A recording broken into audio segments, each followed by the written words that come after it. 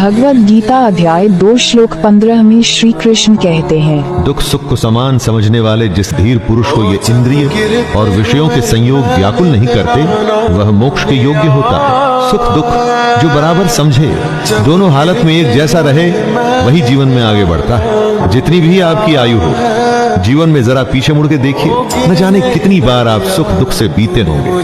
कभी बेतहाशा खुशी हुई होगी, किसी के जाने या बेहद बड़े नुकसान पे शायद आप फूट फूट के रोए भी होंगे, और आगे आने वाले जीवन में भी ऐसा होता ही रहेगा।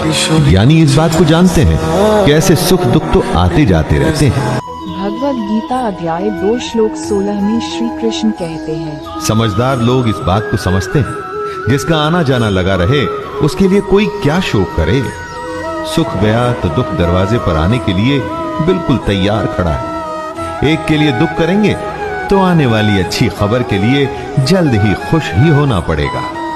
लेकिन अगर आप ज्ञान को समझें तो पाएंगे कि ये दोनों भाव सुख दुख झूठे हैं, इनका कोई मूल्य नहीं। मूल्य है तो सिर्फ आत्मा का, जो निरंतर है, और सिर्फ वही सच है।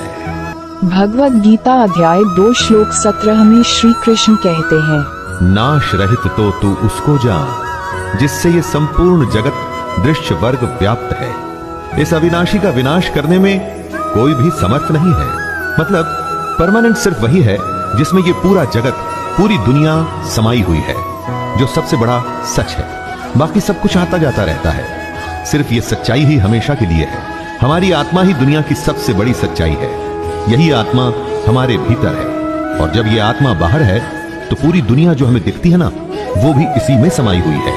भगवद गीता अध्याय 2 श्लोक 18 में श्री कृष्ण कहते हैं, सबसे बड़ी सच्चाई है हमारी आत्मा, जो मरती नहीं। बाकी सब कुछ हमारा शरीर या हमारे भाव हैं, जो मर जाते हैं। कृष्ण कहते हैं, हे भरतवंशी अर्जुन, तू युद्ध कर, क्योंकि ये आत्मा अमर है, इसका मरना संभव नहीं।